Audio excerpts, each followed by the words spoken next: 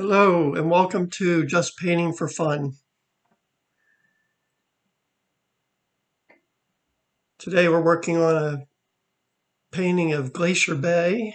Here are the materials for the underpainting. Student grade acrylic paints. That's for the underpainting. Once we finish the underpainting, we'll switch to heavy body acrylic paints. There's the list. Going to be working on a 24 by 12 stretch canvas. We'll start off with that 2-inch flat brush, just regular house painting brush. Kind of a red, that student grade crimson, and some ultramarine blue. I'm putting them as contrast to the colors in the reference photo. Blues where the reds where the blues will be, gold where the purples will be. That's what it looks like so far.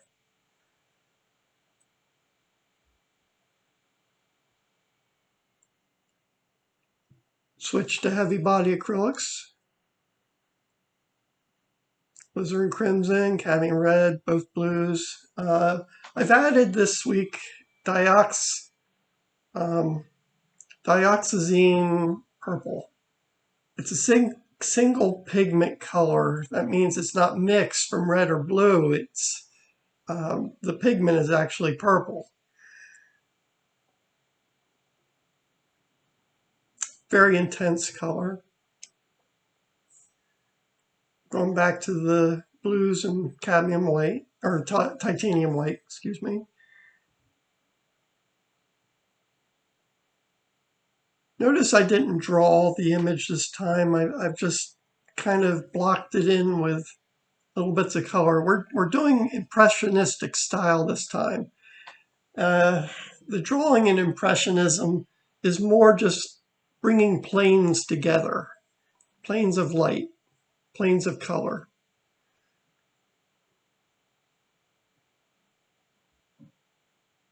They rarely used line in their works. It would be little blocks of color.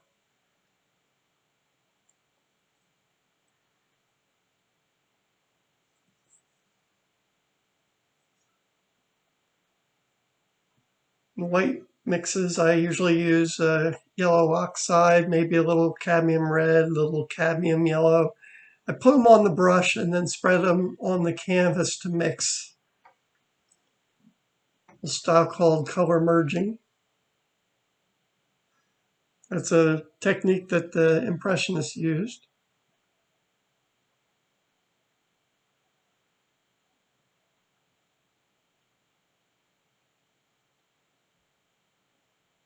Throwing some yellow in, yellow oxide, I believe that is. Maybe a little yellow in with that, the cadmium yellow.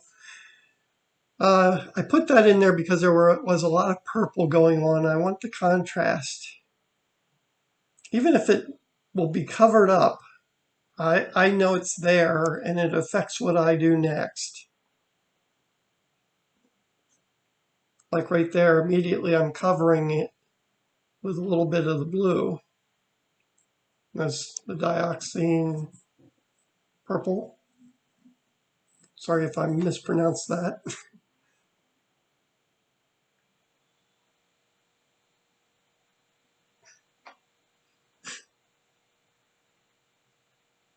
Working very fast, just putting color where I want it. I'm not working as fast as you're seeing it. The whole thing's recorded at 10 times the speed.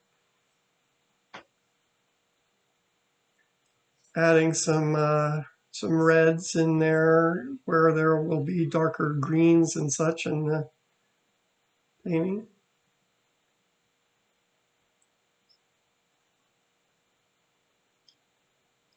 By applying the contrasting color next to it, it actually makes the other color brighter. Adds life and movement to the work.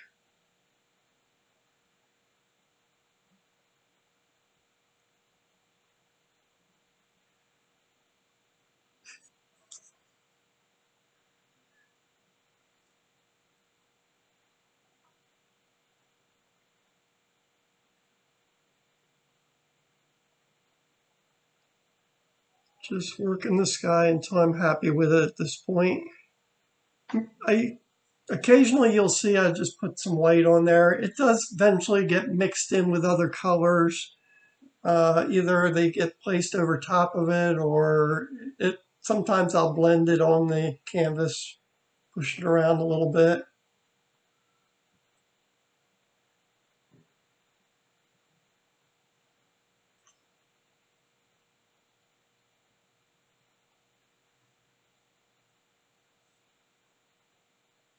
Working some of the light colors back into the dark areas.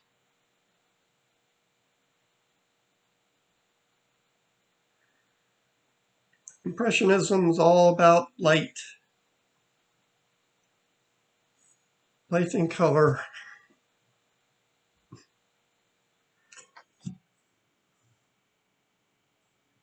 They use a technique called broken brush strokes. That's where instead of blending areas together with a lot of by spreading the paint into each other, they just break it, and the next stroke will pick up maybe where that one left off, maybe not. Occasionally you leave little space show through with scumbling. Might do a little glazing here and there. They actually didn't do a lot of glazing, I don't believe. They were more direct painters. That was one of the things they were rebelling against. The academic style of the day was to glaze everything. It'd start off with a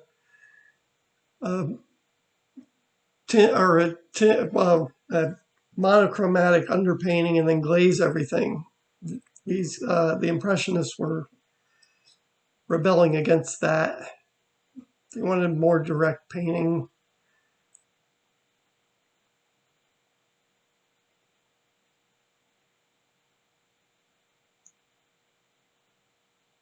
One of the early complaints about them was that their paintings looked incomplete because they didn't blend the brushstrokes into each other. They look like what other painters were doing as studies. Earlier painters like John Constable or Turner would paint like that in studies. Some of the forerunners of Impressionist movement.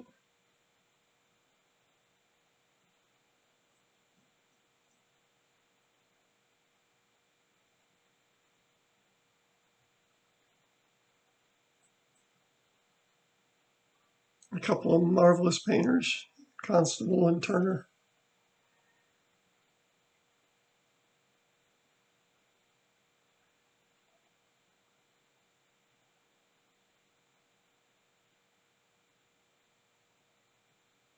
Working back and forth, adding areas of blue, areas of the white mixture. Most of that has a little yellow in it, a little yellow oxide at least. Almost always my whites will have a little touch of yellow oxide in them. Plain white's very cold. I like to balance my warms and cool. That's why you'll see some red in there. The yellow oxide adds a little warmth to the white and to the blue.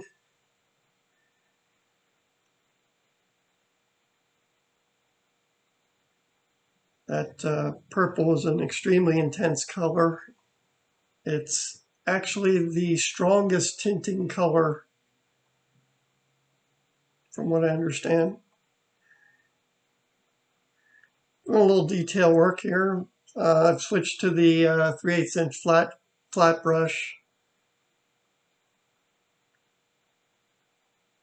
When I say detail, I mean like the way the light is reflected off some of the waves, just to get the look of water.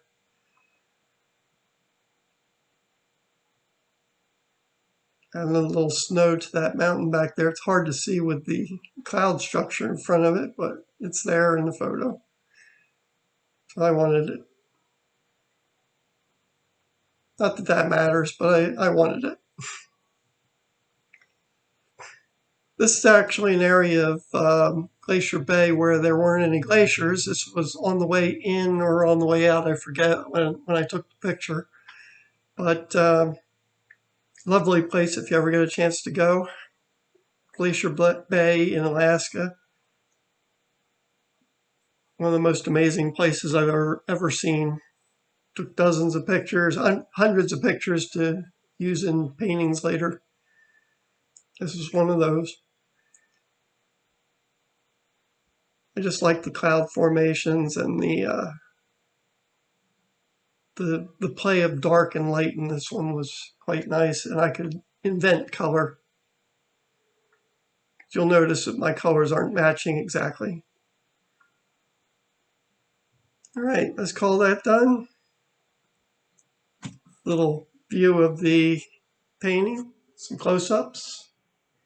See the red in there and the green, little bits of color, some orangey browns that were formed by the cadmium red and the blues. The whole thing again. Here's the photo I worked from. Final painting. Thanks for watching.